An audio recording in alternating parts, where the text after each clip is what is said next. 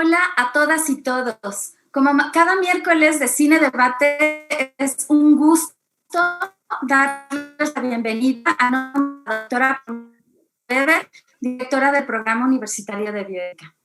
En este espacio, fíjense que conjuntamos la bioética con diferentes áreas del conocimiento, pues para abordar temáticas desde diferentes caras del prisma.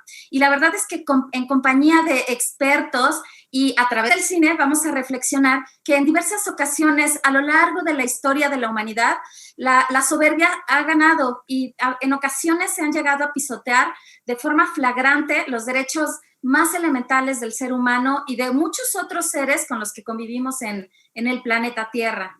Entonces, el cine nos ayuda a tener y a retener estas vivencias pasadas para que no se nos olvide la historia y evitar de esta forma que se vuelva a repetir. Y bueno, en esta ocasión, nuestro experto es el doctor Germán Noboa Haeckel, con quien debatiremos esta película que fue estrenada en el año 2017, titulada La vida inmortal de Henrietta Lacks, del director George Wolfe. Y vamos a debatir este tema tan interesante sobre bioética y la investigación con células humanas. Les voy a presentar, a leer una breve síntesis del doctor Germán Noboa. El doctor Germán Noboa Haeckel es médico cirujano egresado de la Facultad de Medicina de la UNAM. Se especializó en medicina farmacéutica y tiene una maestría en ciencias médicas con especialidad en investigación clínica, donde se graduó con honores. Obtuvo su doctorado en investigación en medicina, realizó un postdoctorado en bioética en el Programa Universitario de Bioética y cuenta con estudios complementarios en forma de diplomados en administración, mercadotecnia, farmacología clínica y en bioética. También fue director médico en la industria farmacéutica por más de 30 años y ha presentado en múltiples cursos, simposios, conferencias y congresos locales e internacionales en temas bioéticos y médicos, así como ha participado en actualizaciones por medios de estudios en ciencias médicas, clínicas, administrativas y humanísticas a lo largo de su larga y exitosa trayectoria. Ha sido profesor en diversos programas en la UNAM, en el Instituto Politécnico Nacional, y también es autor de múltiples artículos arbitrados a nivel nacional e internacional y ha dirigido tesis de maestría y actualmente de doctorado. Labora como investigador en el Programa Universitario de Bioética en temas de ética en investigación e integridad científica y para comités de ética y bioética en investigación y hospitalarios. También es profesor de bioética, ética médica y profesionalismo en la Facultad de Medicina de la UNAM y miembro fundador del Seminario Interdisciplinario de Bioética. La verdad es que es un currículum muy vasto, muy interesante y creo que se queda corto en relación a todo lo que ha trabajado Germán. Buenas tardes, Germán. Qué gusto que nos acompañes en esta sesión de Cine Debate Virtual. Muchas gracias, Elizabeth. Buenas tardes. Gracias por esta presentación tan exhaustiva, muy amable. Es un gusto estar hoy con ustedes, con nuestros escuchas aquí en nuestro sitio en Facebook. Estamos transmitiendo en vivo y agradezco mucho la presencia de los diferentes asistentes que tenemos. Espero que esto resulte de su agrado y de su interés. El tema es por demás apasionante y muy ad hoc con la cuestión científica y en relación con los temas éticos y bioéticos. Excelente, Germán. Y bueno, para todos aquellos que no hayan podido ver la película previamente, todavía la pueden ver en diferentes sitios en internet, pero también en Claro Video. Les voy a leer una breve síntesis de lo que trata la película y entonces dar paso al comentario del doctor Noboa. Bueno, esta película, La vida inmortal de Henrietta Lacks, es una película para televisión dramática que adapta un bestseller homónimo de no ficción escrito por la autora Rebecca Skloot y está basado en la vida de Henrietta Lacks y el estudio del cultivo celular inmortal. Henrietta Lacks fue una mujer afroamericana diagnosticada con cáncer cervical en 1950 y durante casi un año fue tratada en el Hospital Johns Hopkins de Baltimore, que era el único hospital en el área que atendía a pacientes negros. A lo largo de su tratamiento, se tomaron 2 muestras de célula de su tumor canceroso sin que ella diera consentimiento alguno. Y estas muestras, estudiadas por el científico George Otto Gay, sirvieron para el cultivo de las células HeLa, comúnmente usadas en la investigación biomédica contemporánea. Henrietta murió a los 31 años por envenenamiento urémico debido a una insuficiencia renal, y tras su muerte la autopsia demostró que el cáncer había hecho metástasis por todo su cuerpo. Y bueno, la historia de la familia Lacks, que ocurre durante toda la película, ha estado vinculada a algunos de los debates más profundos sobre los límites de la investigación científica. Por ejemplo, habría que cuestionar, ¿tenemos potestad sobre los tejidos corporales extraídos durante una operación o sobre la sangre que donamos?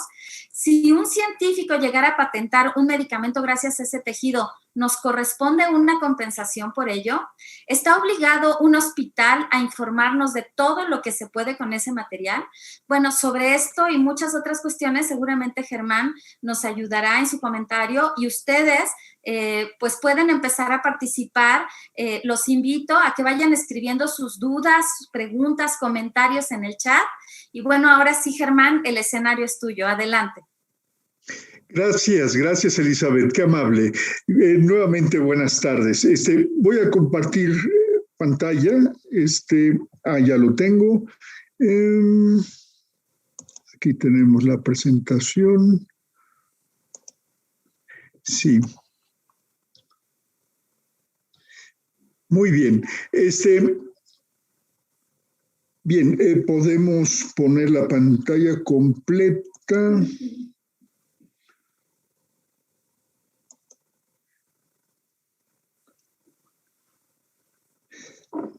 A ver. No, es demasiado grande. Lo voy a dejar en pantalla parcial. Perdón, esto se está actualizando. Un segundo. Sí.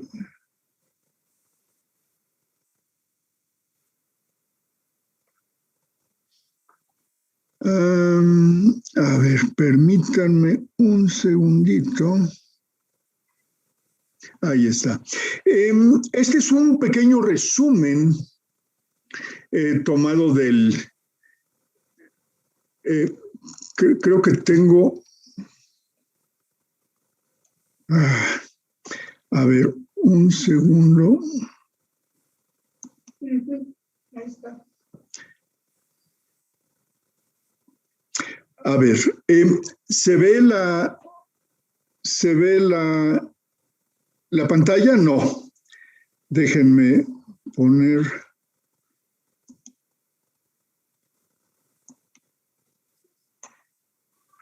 A ver, déjenme un segundo.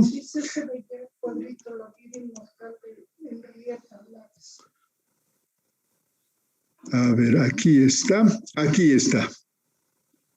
Bien, parece que ahora sí tenemos todo. ¿Se ve bien la pantalla? Sí, perfecto. Magnífico. Este es el resumen tomado del libro. Aquí tengo el libro original de la mujer Rebecca Skloot. Este es el libro. Y este libro tiene este resumen muy sucinto de lo que es toda la película. Los médicos tomaron sus células sin preguntar. Estas células nunca murieron. Inauguraron una revolución médica y una industria multibillonaria. Más de 20 años después, sus hijos lo descubrieron. Sus vidas ya nunca serían las mismas. Esto está tomado del libro propiamente de Rebecca Skloot, que es quien biografió, digamos, toda la vida de Henrietta Lacks, que se presenta en la película que tienen ustedes aquí el título original. Les voy a dar una breve introducción, son 10 slides muy breves, sobre lo que tiene todo esto para que surjan sus preguntas, ¿ven? Porque lo más importante para mí son las preguntas que ustedes tienen y el poder despejar las dudas que pueda haber. Entonces, espero que de esta pequeña presentación surjan todas esas preguntas que ustedes pueden tener y que a veces ustedes pensarán, bueno, esa es mi pregunta, pero sí, muchos otros pueden compartir esas mismas inquietudes que ustedes tengan, entonces es interesante que ustedes pregunten y veamos una respuesta lo más satisfactoria posible. Bien, la búsqueda que existía en ese entonces, estamos hablando de 1950-51, a mediados del siglo pasado, la búsqueda, conseguir una cepa inmortal que pudiera servir a la investigación biomédica. Ya había un antecedente, una célula animal, pero no era lo mismo, obviamente, porque pues, era importante tener la fisiología y la bioquímica humanas. El doctor George Guy había intentado producir por todos los medios este cultivo y tenía técnicas para mantener vivas estas células, lo cual él se prometía que iba a ser un gran éxito, como a la postre lo fue. Tomaron entonces estas células, las células de Henrietta Lacks en febrero de 1951, finalmente dieron un primer asomo de ser lo que se estaba buscando, porque no es fácil encontrar esta célula inmortal, vean ustedes, porque esta célula inmortal realmente no muere siempre que se produzca toda la alimentación y todo el cuidado que requiere para mantenerla viva. La célula se reproducirá sin parar toda una vida. Y estas células son rarísimo de encontrarse, muy difícil de encontrarse, pero tuvieron suerte. Y precisamente entonces estas células cumplieron finalmente con el cometido y cuando pasaron algunas horas y las células no paraban de reproducirse, supieron que habían dado con la solución. ¿Sí? El santo grial de la biología. Comenzaron a enviar muestras del cultivo de células HeLa, como quedaría codificado, Henrietta LA Lacks, así se codificó, a cualquier laboratorio del país que realizara investigación biomédica. Es decir, hubo primero un envío altruista totalmente a todo el mundo. Con el paso de los años, la investigación internacional experimentaba ya únicamente con células HeLa. ¿Y qué hacían estas células? ¿Para qué servían? ¿Qué es lo que lograban hacerse con estas células? El hallazgo y la importancia para la ciencia biomédica ha sido incalculable. El beneficio de tener una misma cepa humana de células, todas ellas prácticamente idénticas entre sí, porque son igualitas, parecido al experimento natural de los gemelos idénticos, donde ustedes ya han escuchado que se pueden hacer investigaciones interesantísimas, importantísimas, pues aquí había células idénticas que se podían estudiar todas en una forma igualita y sacar las conclusiones necesarias.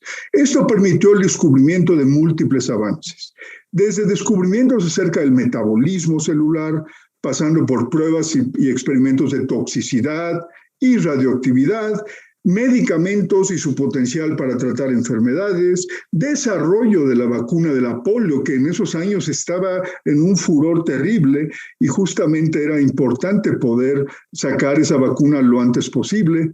Las células han ido al espacio y múltiples hallazgos también se han encontrado en genética y otras ciencias de la biología y la medicina. En resumen, fisiología y bioquímica de la célula y ahora también genética, aunque esto es más nuevo. En los años del hallazgo de la célula, la genética no se estudiaba todavía y apenas se iba a encontrar la cadena de DNA por Francis y Crick en 1953, si no mal recuerdo, en esos años. El caso es que la genética aquí no jugaba todavía un papel y lo que importaba era la bioquímica, la fisiología celular. Se cuentan por cientos de miles el número de trabajos científicos publicados en la literatura mundial desde ya hace 70 años. Este año, justamente en febrero, 70 años del hallazgo de esta célula. Entonces estamos justamente celebrando este hecho y bueno, celebro que podamos ver la película también en estos días, justamente en donde se celebra un aniversario importante. Se calcula que todas las células que alguna vez vivieron puestas en una báscula pesarían más de 50 millones de toneladas métricas, lo cual es la locura porque pues estas células, como ustedes entenderán, pues no pesan prácticamente nada y ni siquiera son visibles a simple vista, ¿verdad? Prácticamente. Otro científico calculó que si pudieras poner todas las células alguna vez cultivadas una junto a la otra, envolverían la Tierra al menos 3 veces, abarcando más de 350 millones de pies, que son muchísimos kilómetros lineales que se resumen en la vuelta alrededor del mundo en el Ecuador. O sea, es una locura de cantidad de células que se han ido generando.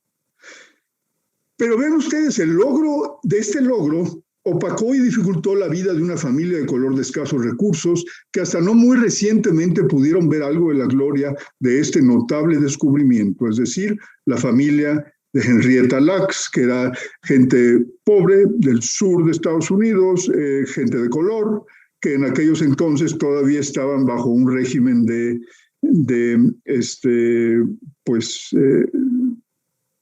discriminación, digamos. ¿Pudieron obtener ellos alguna ganancia de la industrialización de escala mundial de las células de su pariente? ¿Fueron reconocidos y tomados en cuenta para esta exposición de su intimidad biológica a lo largo de todos estos años? Esa exposición de intimidad biológica se incrementa ahora que se tiene la cuestión de la genética, es decir, esta célula pues tiene su DNA y tiene toda la genética de esta mujer, y esta genética ahora está a la vista de todos, ¿sí? Entonces esto, pues también, como todo en esto de la genética, se puede prestar a estigma, desde luego. Las preguntas éticas y bioéticas son muchas y muy variadas. El hecho final irreductible es que los tejidos y células que abandonan tu cuerpo para no regresar a él pueden ser objeto de la ciencia sin necesidad de dar retribución alguna. Es decir, si ya no lo tienes tú, este elemento de sangre, de saliva, de excrementos, de células, no se requiere una retribución. Esto no ha sido regulado apropiadamente todavía.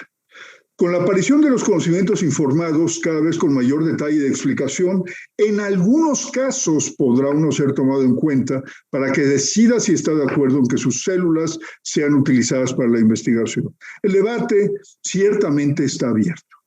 Tal vez algún día sea posible obtener alguna ganancia económica con el hecho de que alguna de nuestras células resulta de particular interés para la ciencia, pero al momento no está esto. Y vean ustedes qué importante la cuestión de la regulación. Las células ELA fueron donadas, sobre todo muy al principio, de forma altruista a todo investigador que las requiriera, aunque pronto fueron objeto de una comercialización y producción en masa sin precedentes. ¿Qué harías tú si fueras un legislador o un eticista en la materia si tuvieras la capacidad de legislar sobre ello? ¿Cuál debería ser esa legislación en particular? En el entendido de que toda legislación tiene posibilidades de bloquear iniciativas y experimentaciones necesarias para el progreso necesario también de la ciencia. Es decir, sí podemos regularlo, pero ¿frenará esto el avance de la ciencia? ¿Frenará esto la iniciativa y el libre trabajo de los investigadores? Es deseable, vean ustedes esto, captar la codicia, avaricia y envidia de la humanidad al ofrecer patentar sus tejidos constituyentes en vida y más allá de la muerte. Es esa envidia que justamente se ve en la película cuando llega esta persona de color a ofrecer que van a hacer millones con las células. Este abogado que en una forma muy alocada les promete muchas cosas en la película. ¿cuál es el sentido de justicia que más aplica a la forma de sentir de nosotros los humanos? No hay a todo esto una solución y las respuestas a estos dilemas son muchas y muy variadas. Hoy en día, las células son anonimizadas para que no sea posible encontrar al donador original, pero dada la presencia de una identidad genética, lo anterior es relativo, es decir, sí hay una posibilidad de encontrar el paternazgo de estas células si tiene esa impronta genética, ¿verdad?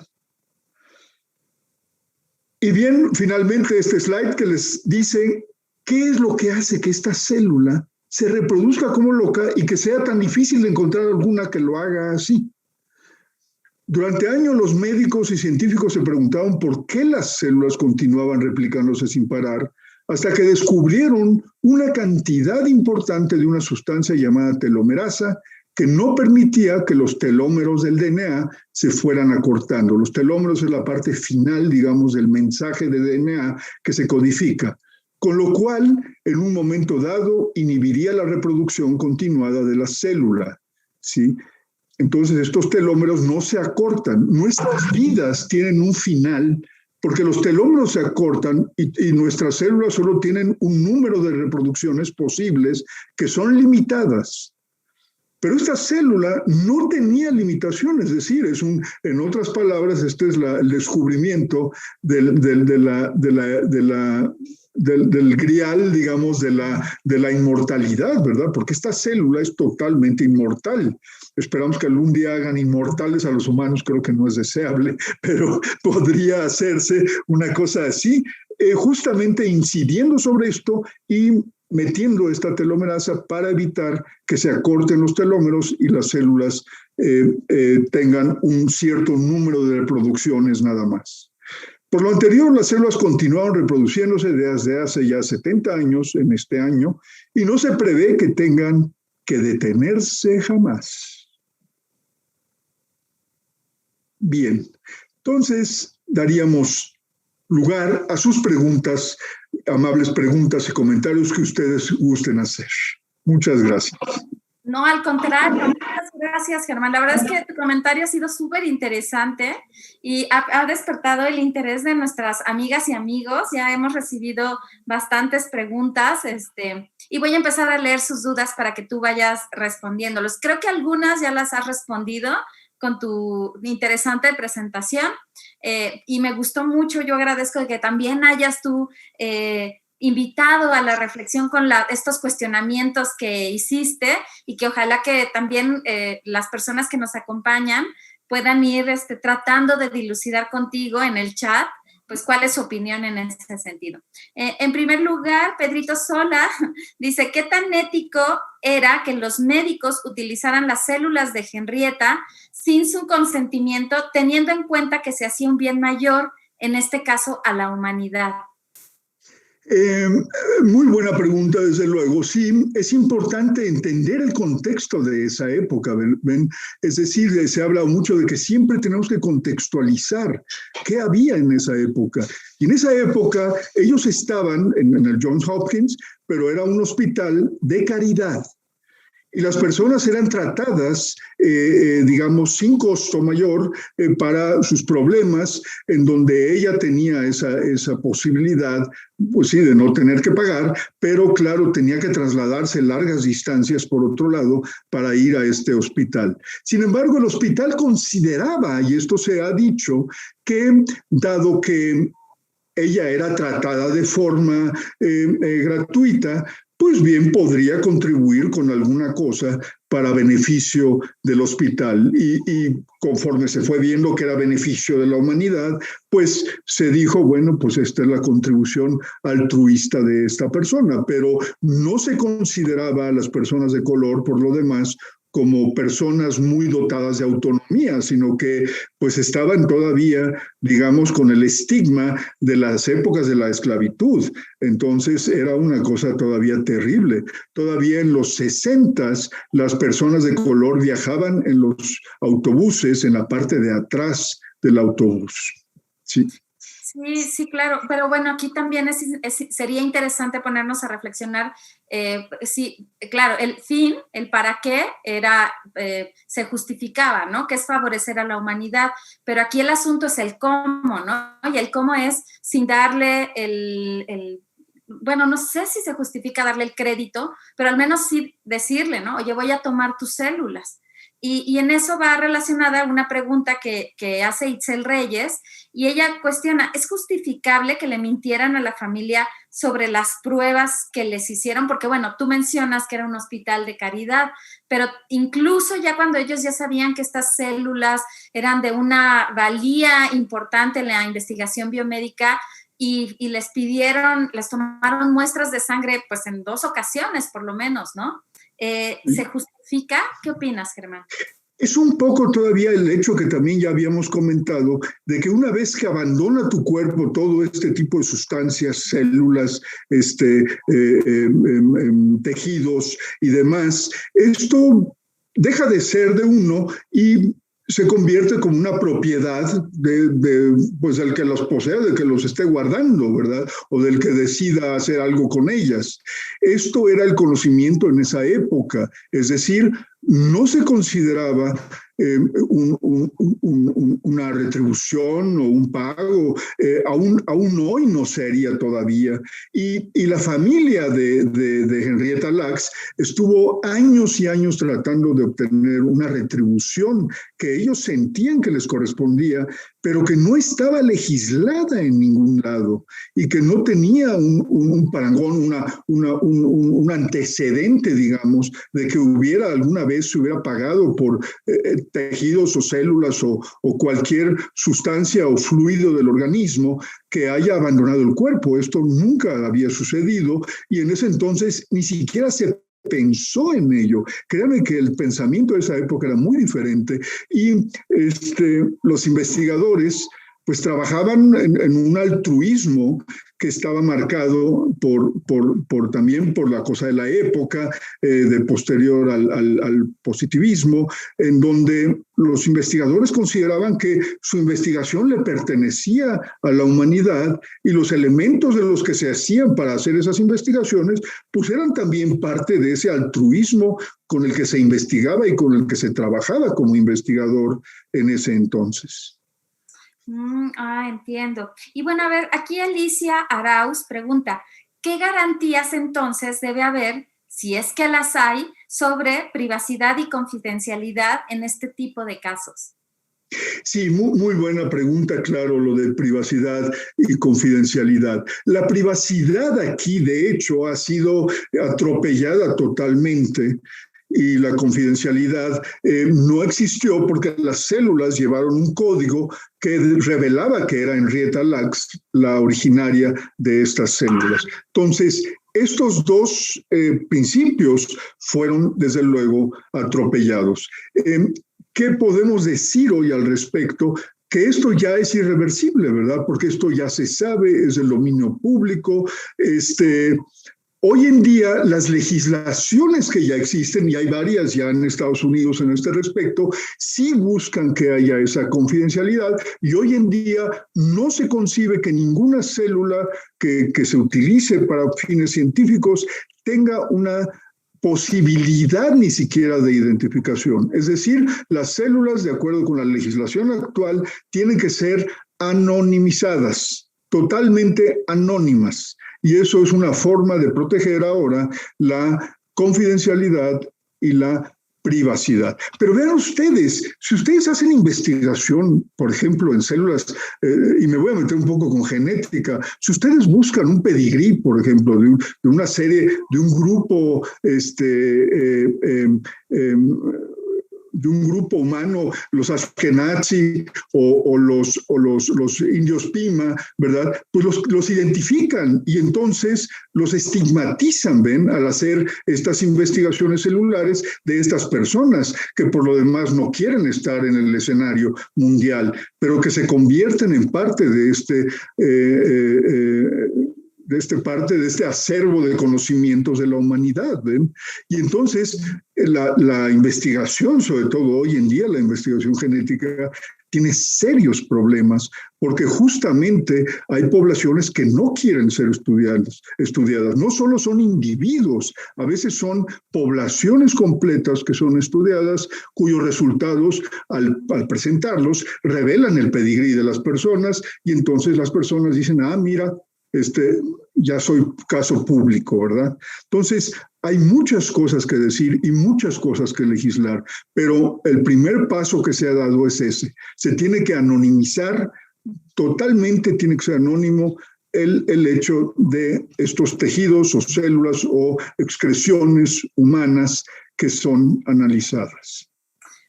Bien, sí, fíjate, dice Jimmy aquí que el hecho de no mencionar su nombre completo hacía que ellos pudieran evitar darles crédito a los pacientes, ¿no? Aunque en algún momento incluso cambiaron el nombre, dijeron otro nombre, ¿no? Pero Elena, sí. Sí, no me acuerdo bien, pero sí. Bien, sí. Y dice Nelly Gómez, ¿qué principios bioéticos se rompieron al no darle el consentimiento informado a Henrietta? Porque bueno, ya para entonces ya existía por lo menos esta figura del Código de Nuremberg, ¿no? Entonces, con respecto a los pacientes vulnerables con los que se hacía investigación biomédica. Sí, claro, el principio de consentimiento informado pues, habría sido fundamental. Vean ustedes que en esos años no se había difundido todavía lo suficiente. Se había creado el Código de Nuremberg por ahí de 47 y se empezaba a difundir. Por eso no quería decir que todo el mundo estuviera en esa jugada y que se estuviera observando todo este hecho de consentimiento informado, privacidad, confidencialidad, etcétera. Entonces, no había todavía ese clima, digamos, de respeto. De hecho, todavía se hicieron investigaciones sin consentimiento, no obstante que estaba ya el Código de Nuremberg, hasta los 70s con el escándalo de la sífilis de los pacientes de color con sífilis, el estudio de Tuskegee, siguió hasta 1970 y ya estaba no solo ya estaba el Código de Nuremberg, también ya estaba Helsinki, porque Helsinki es de 64, ¿verdad? Y aún así siguieron en los 70s sin consentimiento, investigando en personas de color en una forma muy reprobable, desde luego. Sí, ¿no? Y también supongo en América Latina, ¿no? Y en muchos otros países subdesarrollados. En México, el estudio de San Antonio. Sí.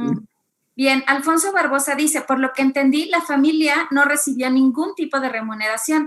¿Qué garantías tuvieron ellos sobre el uso de las células de Henrietta Lacks? Y aquí a mí también se me ocurre esta pregunta porque, bueno, ellos en algún momento de la película mencionan, es que él está enfermo de tal, ella tuvo estado enferma y ahora ya se sabe que, por ejemplo, en el caso de pacientes que donan órganos, también existe un cierto tipo de remuneración a la familia. ¿Qué piensas tú en este sentido, Germán? Que la familia no haya recibido hasta la fecha remuneración y bueno, esta pregunta tan interesante, tan provocadora que tú hacías, si tú pudieras legislar en este sentido, ¿qué harías? ¿Qué dirías? ¿Se debe retribuir o no? Sí, desde luego, es decir, se espera que a futuro se pueda remunerar cuando uno está en posesión de un tipo de células o una cadena celular específica que es de utilidad, pues de que pueda uno ser remunerado. Habrá que ver, porque no podemos, como decíamos, despertar la avaricia y la codicia de las personas a partir de sus propios elementos biológicos, por ejemplo, para empezar a mover estos sentimientos de las personas, que la cosa más horrible que le pasó a esta familia es que los movieron emocionalmente durante años y años con la cantaleta de que les iban a dar dinero, que estas células valían mucho, que ellos eran poseedores del grial de la biología. Es decir, toda esta expectativa, ven, es dañina y es enfermiza. Entonces, no podemos levantar una expectativa tan grande en la población a partir de legislar de que toda célula que tú contribuyas a la ciencia va a tener una retribución importante económica. En todo caso, la retribución no debería ser de esas magnitudes, digamos, exorbitantes que a lo mejor esta familia de Henrietta Lacks pensaron que ellos eran acreedores, ¿no? Oh, ok. Sí, aquí, por ejemplo, Santiago Segoviano dice que a él no le parece que sea justo que la familia quisiera quedarse con gran parte del dinero derivado de los avances de la investigación con las células de su madre, porque ellos pues no trabajaron varios años ni invirtieron el dinero en mantener a las células, ¿no? Entonces, un poco eso, aunque, voy a leer el caso, lo que cuestiona Eunice. Eunice dice, el caso de Henrietta Lacks ha llegado a suceder de nuevo y independientemente, ¿por qué decía Débora, o sea, la hija pequeña, que debido a las células de su madre la iban a clonar? Es decir, ¿cuánto tiempo puede vivir una célula en estado de refrigeración? Entonces la pregunta es, ¿ha ocurrido nuevamente este caso de que se toman células sin consentimiento y se hacen investigaciones en este sentido? ¿Y por qué pensaban que los estaban clonando? Porque tú hablabas de la cuestión emocional de la familia, ¿no? Una parte de la película a mí me capturó la actuación de Oprah Winfrey cuando ella habla, ella se angustia y llora y tienen estos brotes psicóticos, ¿no? Incluso, ¿no? Sí, totalmente. No sé qué opinas. Adelante, Germán. Sí, bien, tu pregunta original era relacionada con si hay todavía eso, si hay un caso así. Hay todo el tiempo casos así, porque todo el tiempo se utilizan células y se utilizan tejidos para hacer investigaciones, pero se mantiene todo en total anonimato y no se está promoviendo ninguna cosa de pago, ni de ni de ¿cómo se llama? Ni de pertenencia de estas células, ¿no?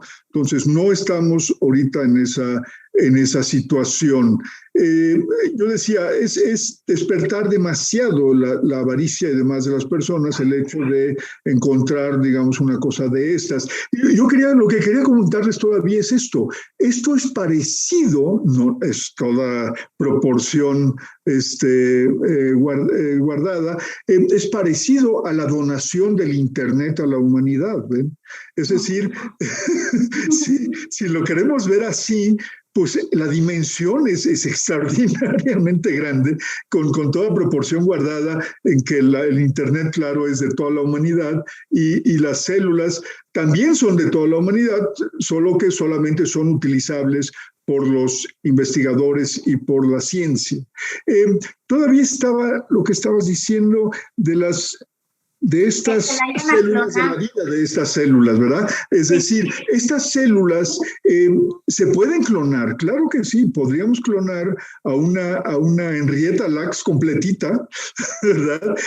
Porque justamente la célula contiene el genoma, contiene toda la información genética para construir a una persona, ¿ven?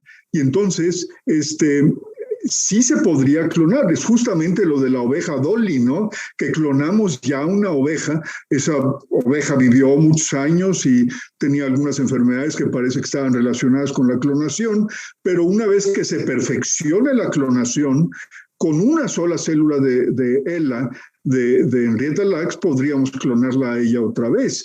El punto es que estas células tienen toda la información para construir a un ser humano.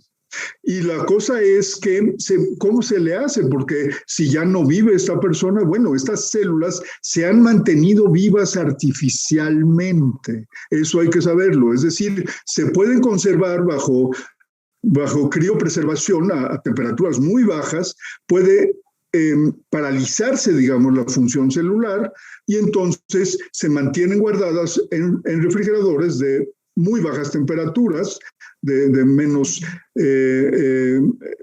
70 grados centígrados, o sea, temperaturas ultra bajas, y estas células se vuelven a traer a la vida o se mantienen vivas durante los días de los experimentos, por ejemplo, los laboratorios, se van alimentando estas células, es decir, tienen un intercambio con el medio ambiente las células a través de la permeabilidad de la célula, de la pared celular, etcétera, etcétera. Entonces, pueden dársele nutrientes a estas células para que una vez que las tengamos, digamos, vivas, podamos mantenerlas felices y contentas durante el tiempo que dure la experimentación y después congelarlas para utilizarlas después en otro experimento, ¿verdad? Ok, qué interesante. Y Vanessa Moreno pregunta, esta es una pregunta que me llama la atención, ¿por qué los médicos sí están sometidos a un juramento ético, pero los investigadores no? Pienso que quizás el juramento podría ser aplicado para ambas partes, no dejando de lado la investigación biomédica. Y esto creo que es todo tu tema, Germán. Adelante. Sí, vean ustedes, hay códigos, desde luego, para médicos, sobre todo los códigos de médicos son muy estrictos y tienen muchísima tradición, y desde épocas de Hipócrates, porque justamente el médico interactuaba con el ser humano y toda esa interacción tenía que estar regulada y tenía que estar garantizada, digamos, por aquello de que ponemos en manos del médico toda nuestra humanidad y nuestra confianza y nuestras esperanzas de vida, ¿verdad? Porque una vez enfermos, pues sabemos que él puede ser el que tenga la llave para desarrollar un tratamiento que sea de utilidad. Por otro lado, los investigadores no crean que no tienen códigos. Ellos están bajo una cosa que se llama integridad científica, ¿sí? Y la integridad científica tiene sus códigos y tiene sus principios y justamente están adaptados al hecho de la investigación y al hecho del trabajo científico que realizan. Entonces, como toda profesión, porque tampoco nos limitamos a los investigadores y a los científicos investigadores, hay una estirpe especial que son los médicos investigadores. Esa estirpe especial pues también existe, ¿no? Que un rato traen la cachucha de médicos y luego de pronto ponen la cachucha de investigadores, ¿no? Lo cual es un conflicto de interés brutal. Y hay mucho también escrito al respecto y muchos conflictos que hay que resolver ahí, pero pues más o menos se ha logrado regular también. Pero el hecho de que tuvieran un código estos investigadores, hay un código, hay códigos de muchos años atrás, hay un código del 34 para investigadores que también ha funcionado. Hoy se me escapa el nombre, perdón, pero hay un código desde esos años en donde el altruismo de la ciencia y el hecho de trabajar en ciencia se considera una cuestión, digamos, de mucho orgullo y de mucha responsabilidad. Y entonces se sujetan a códigos y a cuestiones donde, por ejemplo, los hallazgos para la humanidad pues no son cobrados, ¿verdad? Porque los hallazgos para la humanidad son para la humanidad y eso lo saben los investigadores y contribuyen altruistamente con sus investigaciones con la humanidad, como lo atestiguan los cientos de miles de trabajos publicados anualmente en las revistas especializadas, en donde todos ellos están en ese entendido del altruismo de la ciencia también. Sí, claro, y además también está esta figura de los comités de ética de investigación, ¿no?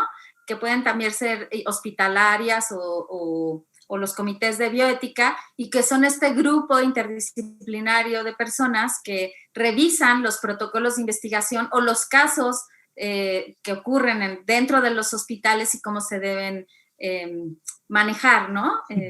Sí, es un punto muy importante, Elizabeth. Sí, es decir, toda esta investigación está regulada, ¿sí? Y toda esta investigación tiene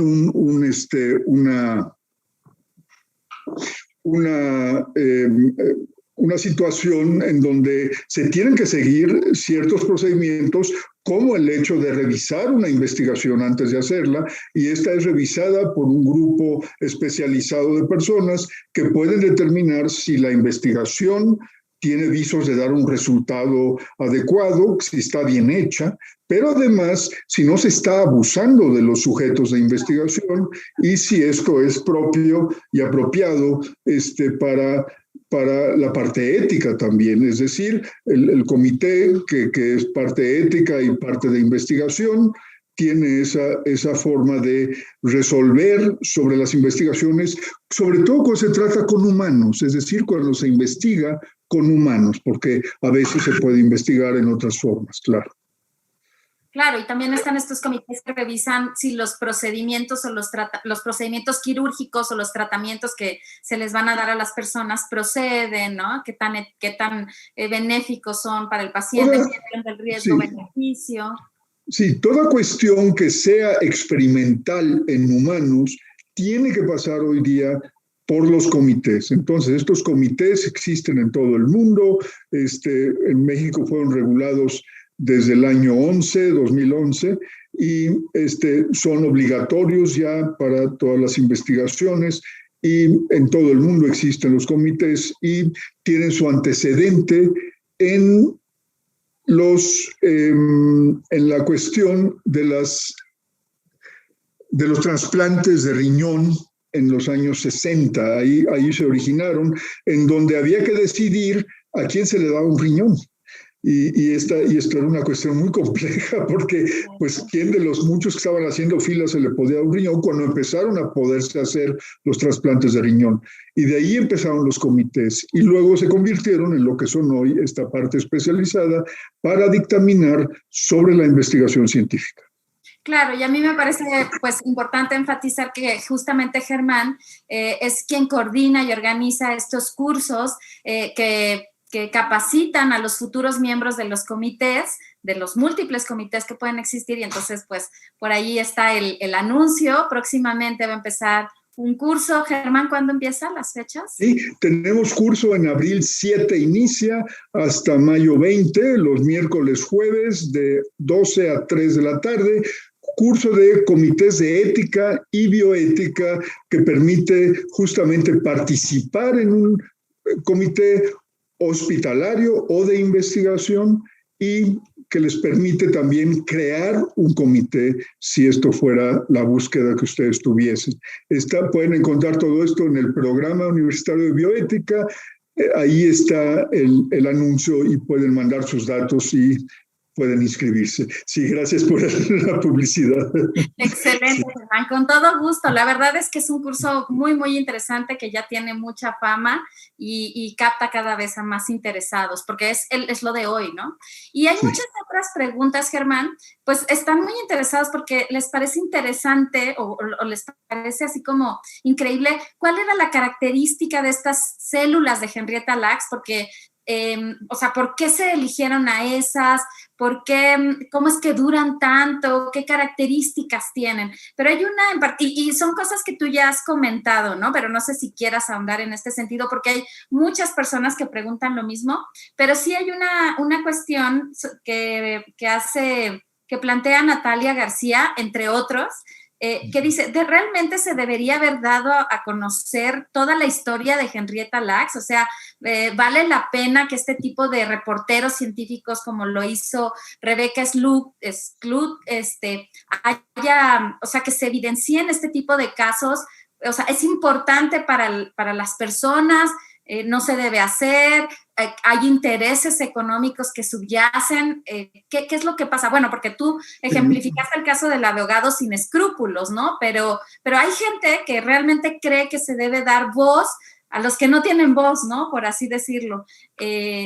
Yo, por ejemplo, me interesa darle voz a los animales que se utilizan en experimentación, pero ¿qué pasa con estas personas, no? El caso Tosca y el caso de los huérfanos en Willowbrook, o los pacientes geriátricos judíos en este hospital judío.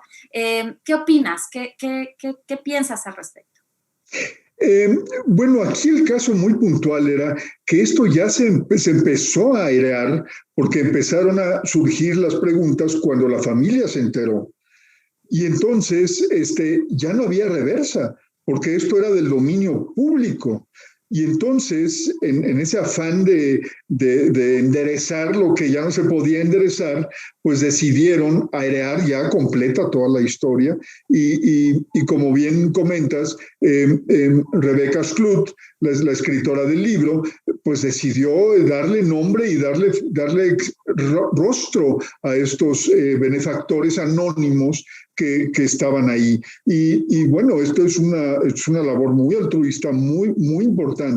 Yo pienso que sí debiera dársele voz y debiera dársele rostro a personas que contribuyen con la humanidad, aunque siempre cuidando hoy en día la confidencialidad y la privacidad de las personas, es decir, preguntándoles primero si están de acuerdo, que eso es lo que no se hizo aquí. Entonces, en ese sentido, bueno, Rebecca Skloot, con muy buenas intenciones, desde luego, y trabajando y financiando ella misma toda la cuestión de la escritura de este libro, pues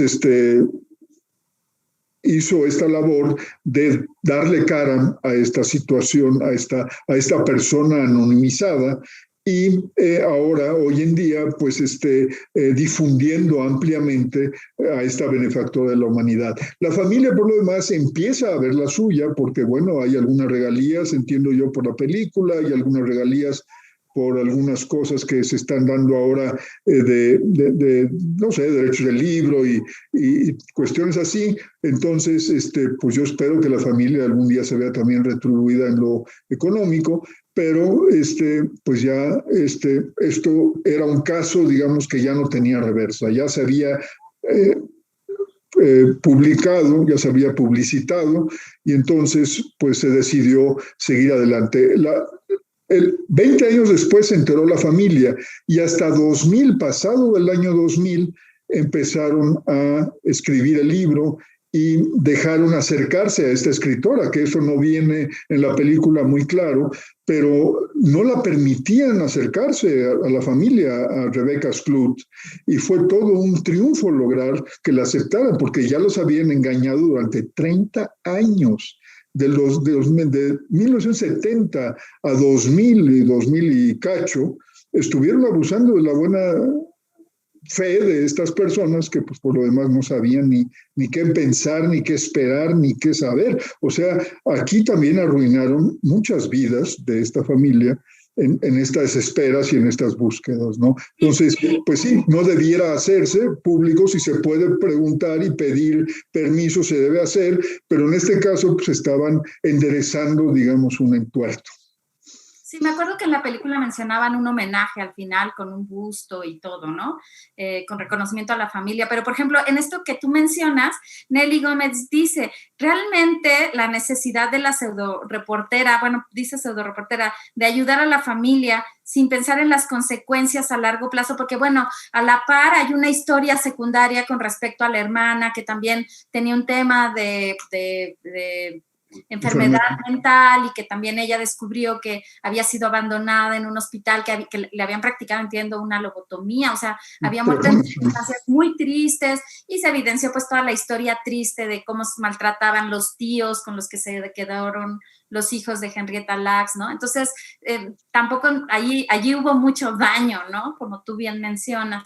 Y bueno, aquí hay otras preguntas que dicen, por ejemplo, estas células, o sea, ¿hasta cuándo yo tengo derecho a mis células, ¿no? Porque, por ejemplo, hay células que tú guardas del cordón umbilical, ¿no? Y las congelas, como menciona, acabo de perder el nombre, perdón, menciona María Ramírez, ¿no? Pero también Sofía Díaz dice, bueno, pero es que no se debe retribuir porque, bueno, las consecuencias de tejidos como la sangre ya son conocidos históricamente, ¿no? Cuando tú vas y donas sangre o vendes tus órganos incluso, ¿no? No solo por egoísmo, sino porque estás vulnerable y quieres dinero y dices, bueno, vendo mi riñón para mantener a mi familia. Entonces, también ahí hay una cuestión ética interesante. No sé qué opinas en este sentido, Germán, para cerrar el debate. Sí, el problema para estas cosas es una cosa que se llama vulnerabilidad.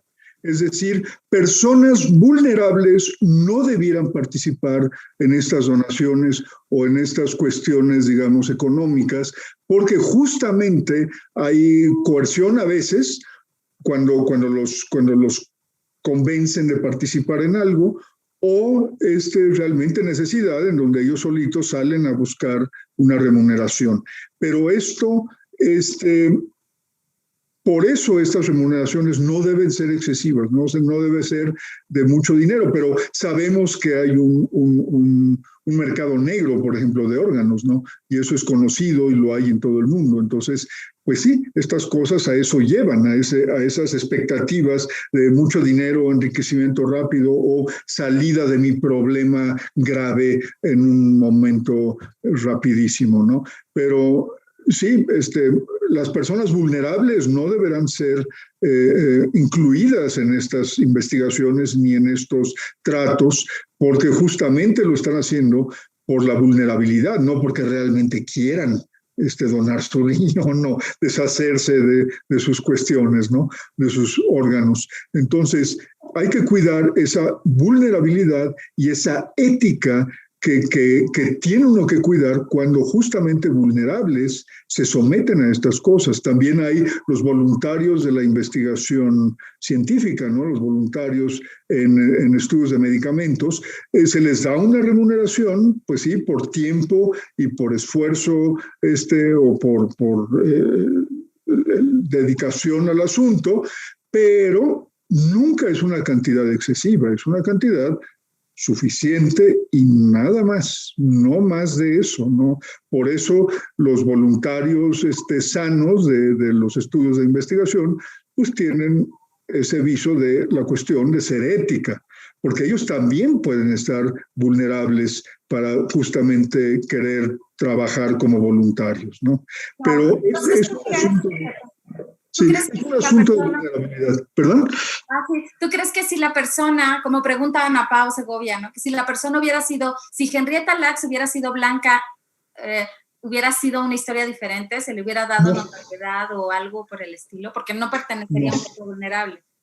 No, interesantemente, en aquellos años no había ninguna legislación y como decíamos, las células, los tejidos, todas las secreciones, todo lo que abandonaba el cuerpo, se desentendía de ello la persona, es decir, ya no era parte constitutiva de esa persona y entonces los hospitales hacían lo que querían con estos tejidos y con estas células y con estos fluidos.